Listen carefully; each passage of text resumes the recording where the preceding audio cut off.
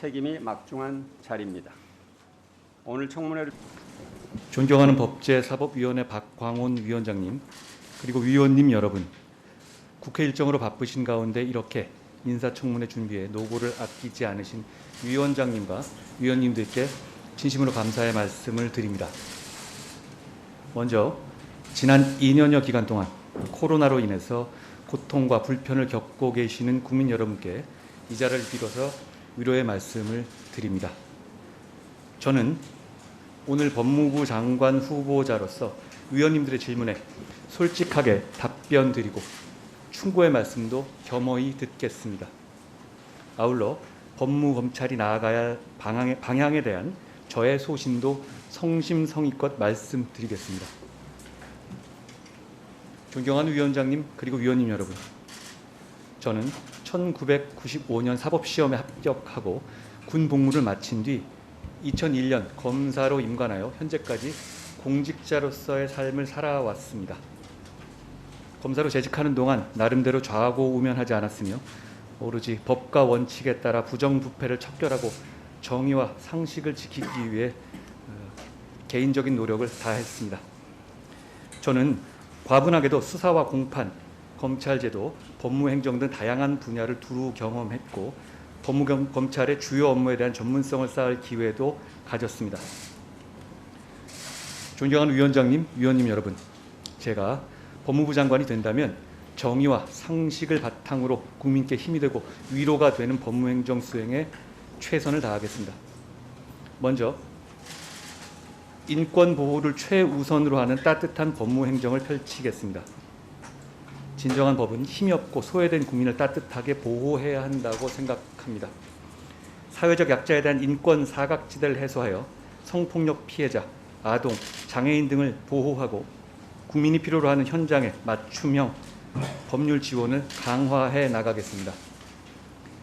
범죄 피해자에 대한 신속한 치유가 이루어질 수 있도록 종합적인 지원 체계를 완비하고 피해자의 고통으로부터 신속히 벗어날 수 있도록 하겠습니다. 둘째, 글로벌 스탠다드에 걸맞게 법제화 시스템의 수준을 높이겠습니다. 대한민국 발전의 원동력은 공정한 경쟁이고 특권과 반칙 없이 공정한 룰이 지켜질 것이라는 국민의 믿음이 지켜져야만 국가의 번영을 기대할 수 있다고 생각합니다. 법무부는 엄정한 법 집행과 함께 국민들이 공정한 경쟁 환경에서 자유로운 경제활동을 할 수 있도록 국가의 미래를 위한 선도적 법제 개선을 해야 한다고 생각합니다. 또한 범죄 예방, 인권, 출입국, 교정 등 다양한 법무행정 영역에서 우리 국민이 국격에 맞는 수준 높은 제도를 마음껏 누릴 수 있도록 해야 합니다. 셋째, 중립적이고 공정한 검찰을 만들겠습니다. 국민이 원하는 진정한 검찰개혁은 실력 있는 검찰이 권력자 눈치를 보지 않고 부정부패를 단죄하여 국민에게 신뢰받는 시스템을 만드는 겁니다.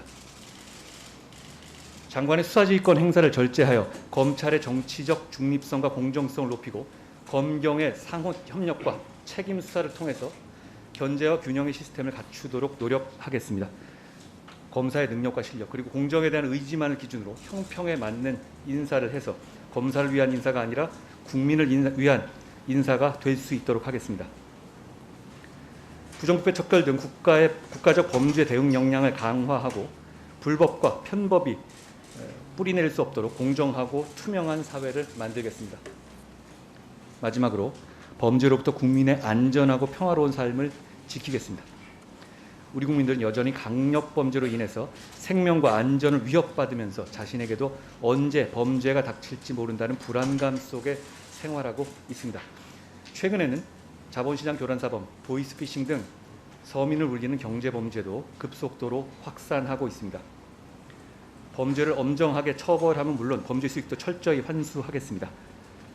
범죄를 유발하는 환경도 지속적으로 개선하고 강력사범 등에 대한 전자감독제 운영도 획기적으로 강화하겠습니다. 존경하는 위원장님과 위원님 여러분, 최근 소위 검수완박 법안이 국회를 통과하여 시행을 앞두고 있어서 국민적 우려가 큰 상황입니다. 이 법안은 부패한 정치인과 공직자의 처벌을 어렵게 하고 그 과정에서 국민이 보게 될 피해가 너무나 명확합니다. 저는 많이 부족하지만 법무부 장관으로 일할 수 있는 기회가 주어진다면 용기와 헌신으로 일하겠습니다. 정의와 상식의 법치를 해나가겠습니다.